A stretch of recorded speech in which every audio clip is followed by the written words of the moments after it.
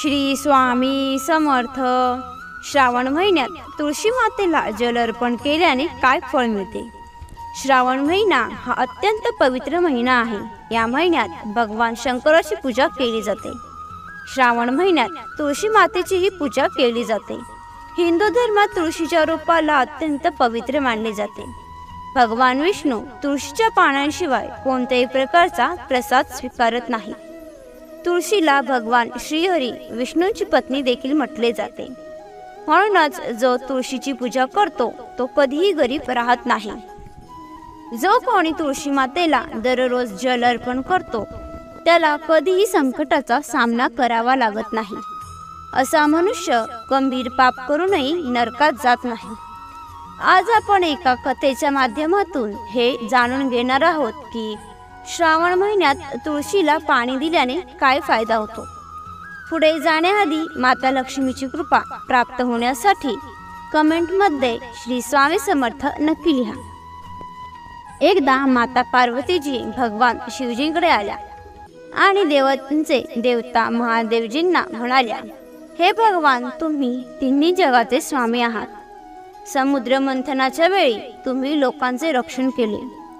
तुम्ही ते विष पिले होते. तुम्ही देवांचे देव आहात.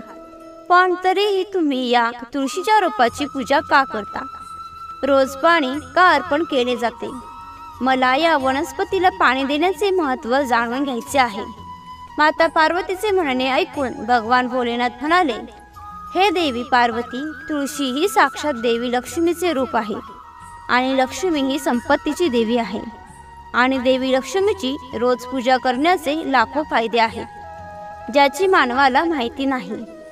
आणि फक्त तुळशीच्या रूपाला नित्य नेमाने पाणी अर्पण केल्याने अनेक लाभ मिळतात. करोडो पापांचा नाश होतो. हे देवी पार्वती, तुळशीला खूप महत्त्व आहे, पण श्रावण महिन्यात विशेष महत्त्व आहे. तुळशीला जल अर्पण करण्याचे महत्त्व सांगण्यापूर्वी मी तुम्हाला एक अतिशय प्राचीन कथा सांगतो.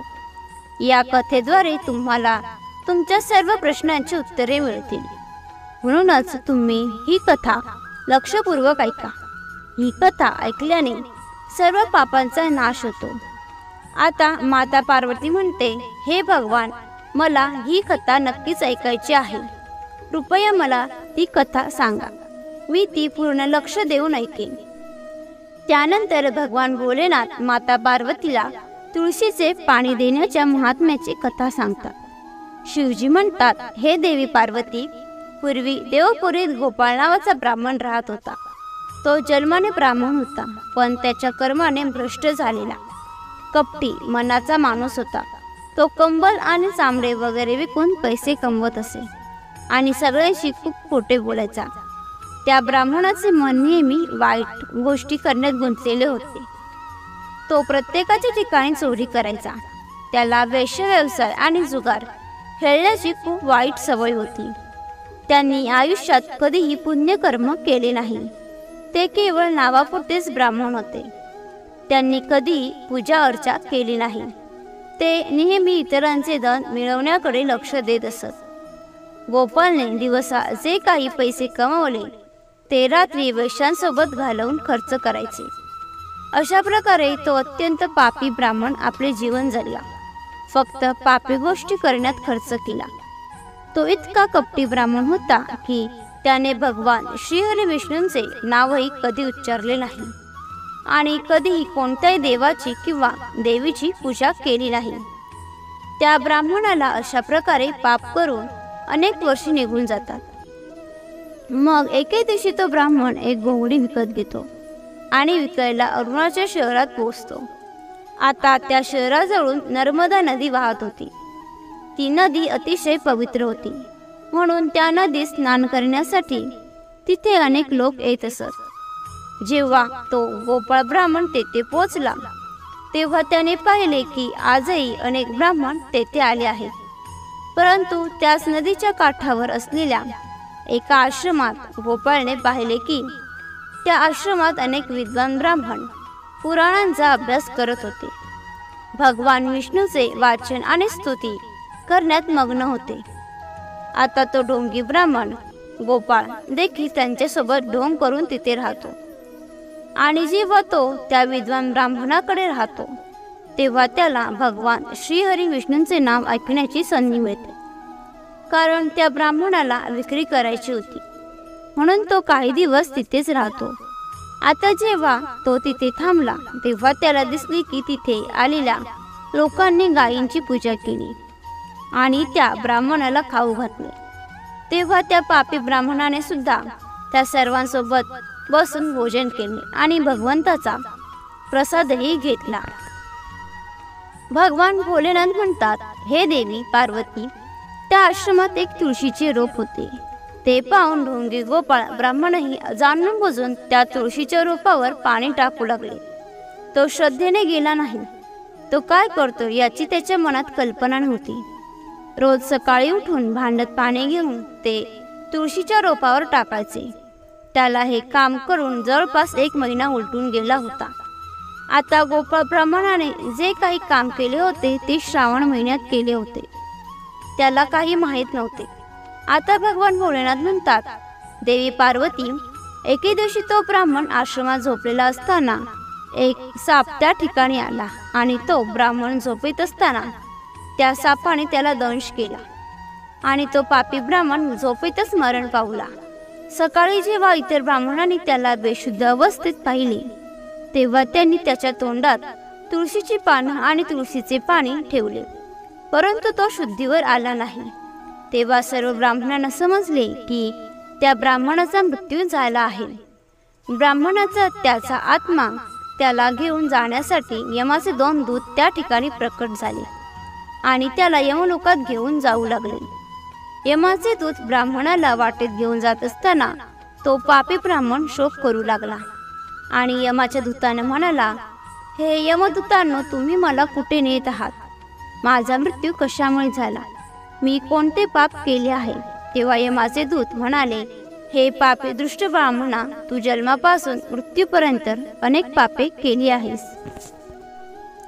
तुमच्या पापामुळे जेव्हा काळ्या सापाने तुला दंश केला तेव्हा तू झोपला होतास आणि तू मेला. आता आम्ही तुम्हाला यमलोकात नेत आहोत. तेथे पण यमराज तुझ्या पापांचा हिशोब करतील आणि निश्चितच ते तुम्हाला नक्कीच नरकात टाकतील. त्या यमदूतांचे म्हणणे ऐकून ब्राह्मण मोठ्याने शोक करू लागला आणि त्या यमदूतांकडे क्षमा मागू लागला. पण यमाच्या दूतांना त्याची किंचितही दया आली नाही, कारण ते मृत्यूदेवाच्या आज्ञेचे पालन करत होते आणि त्यांनी त्याला यमलोकात नेले.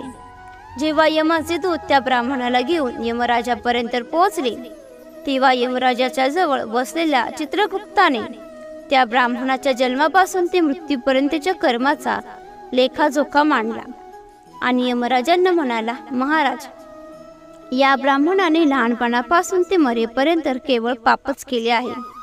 त्याने कधीही पुण्यकर्म काम केले नाही. हे मोठे पाप आहे. तेव्हा यमराज म्हणाले की त्याला ताबडतोब माझ्या नजरेतून दूर करा आणि नरकात टाका. यमराजांच्या आज्ञेनुसार यमदूतांनी त्या पापी ब्राह्मणाला ताब्यात घेतले, मारहाण करण्यास सुरुवात केली आणि ते त्याला कुंभीपाक नावाच्या नरकात घेऊन गेले. त्या भयंकर नरकात उकळत्या तेलाची मोठी भांडी होती, ज्याच्या खाली एक भयंकर आग पेटत होती. यमराजाच्या आज्ञेनुसार यमराजाच्या दूताने त्या ब्राह्मणाला उकळलेल्या तेलाच्या भांड्यात ठेवले. आता देव म्हणतात, हे देवी पार्वती, पण ब्राह्मण उकळलेल्या तेलाच्या भांड्यात पडताच ते तेल लगेच थंड झाले. ही विचित्र घटना पाहून यमदूताला खूप आश्चर्य वाटले की हे आधी असे कधीच घडले नव्हते. आज या ब्राह्मणाला या गरम तेलाच्या भांड्यात टाकल्यावर ते थंड कसे झाले? त्या तेलाच्या भांड्यात त्याने कितीतरी पाणी टाकले होते. ते सर्व त्या उकळत्या तेलात पडले आणि रडायला लागले. पण तो ब्राह्मण त्या तेलात पडताच ते तेल अचानक शांत आणि थंड झाले. ही आश्चर्यकारक घटना पाहताच यमदूत वेगाने धावत सुटला आणि थेट यमराजांकडे गेला. तेव्हा दूताला इतका घाबरलेला पाहून यमराजांनी विचारले, हे दूत, काय झाले आहे? तू इतक्या वेगाने का धावत आला आहेस? तेव्हा तो दूत म्हणतो, यमराज, ज्या ब्राह्मणाला तुम्ही कुंभीपाक नरकात ठेवण्यास सांगितले होते आम्ही तेच केले आणि त्याला कुंभीपाक नरकात टाकताच नरकाची आग विझली आणि ते तेलही पूर्णपणे थंड झाले. आता यमराजाजी म्हणतात, ही फार विचित्र घटना आहे. यापूर्वी कधीही घडली नव्हतं. आता यमराजही मनात विचार करत होते आणि म्हणूनच तेवढ्यात देवर्षी नारदजी त्या ठिकाणी येतात. देवर्षी नारदांना पाहून यमराज खूप आनंदित झाले आणि नमस्कार करून त्यांचे स्वागत करतात. तेव्हा यमराज नारदजींना म्हणतात, हे देवर्षी नारद, तुम्ही योग्य वेळी आला आहात. आज आपण एक अत्यंत पापी ब्राह्मणाला कुंभीपाक नरकात पाठवले आहे. पण तो पडताच नरकाची आग थंड झाली आणि ते उकळते तेलही थंड झाले. यमराजांचे म्हणणे ऐकून देवर्षी नारदजी यमराजांना म्हणू लागले, हे धर्मराज, ज्या ब्राह्मणाला तुम्ही नरकात टाकले आहे तो नरकात टाकण्यास योग्य नाही. कारण या ब्राह्मणाने नकळत असे कृत्य केले आहे जे नरकाचा नाश करणारे आहे. पुण्यकर्म करणाऱ्या लोकांबरोबर राहणाऱ्याला त्यांच्या पुण्याचे फळ मिळते. आणि हा ब्राह्मण भगवान विष्णूंच्या भक्तासोबत महिनाभर राहिला आहे. हा ब्राह्मण आश्रमात राहून रोज तुळशीला जल अर्पण करत होता. त्यामुळेच तो अत्यंत सद्गुणी व्यक्ती बनला आहे. त्याची सर्व पापे नष्ट झाली आहे आणि हा ब्राह्मण आता स्वर्गात जाण्यास पात्र झाला आहे. या ब्राह्मणाने नकळत इतके पुण्य कमावले आहे जे मनुष्याला अनेक जन्मात मिळत नाही. म्हणूनच तुम्ही त्याला नरकात पाठवू नका. या ब्राह्मणाला त्याच्या पापांची शिक्षा म्हणून त्याला फक्त नरक दाखवा. अशा प्रकारे यमाचे दूत त्या ब्राह्मणाला संपूर्ण नरक दाखवतात आणि त्याला यमलोकात परत घेऊन जातात आणि मग तो ब्राह्मण यक्ष बनतो. आता भगवान भोलेनाथ म्हणतात, हे देवी पार्वती, ज्याप्रमाणे मला कैलास पर्वत आवडतो त्याचप्रमाणे जो माणूस रोज तुळशीची पूजा करतो आणि तुळशीला पाणी देतो तो मला सर्वात प्रिय आहे आणि तो कधीही नरकात जात नाही. ज्या घरांमध्ये तुळशीचे रोप सदैव हिरवेगार असते तेथे सुख, शांती आणि समृद्धी नांदते.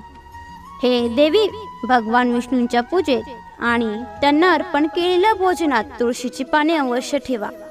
कारण भगवान विष्णू तुळशीच्या पानांशिवाय कोणत्याही प्रकारचे नैवेद्य स्वीकारत नाहीत. म्हणूनच प्रत्येक घरात तुळशीचे रोप असलेच पाहिजे. तसेच सुख, शांती आणि समृद्धीसाठी तुळशीला चुनरी अर्पण करावी. यामुळे पती पत्नीमधील प्रेम वाढते. तुळशी ही केवळ एक वनस्पती नाही तर ती एक देवी आहे. ती त्रिलोकाची अधिपती भगवान विष्णूंची पत्नी आहे. तुळशीचा विवाह देखील करावा. याने माणसाच्या सर्व दुःखांचा अंत होऊन त्याचे सांसारिक जीवन सुखमय होते. तुळशीच्या रोपाजवळ कधीही अपशब्द उच्चारू नयेत. चुकूनही तुळशीजवळ बूट, चप्पल, झाडू ठेवू नये. अशा कृतींना शास्त्रात पाप मानले गेले आहे.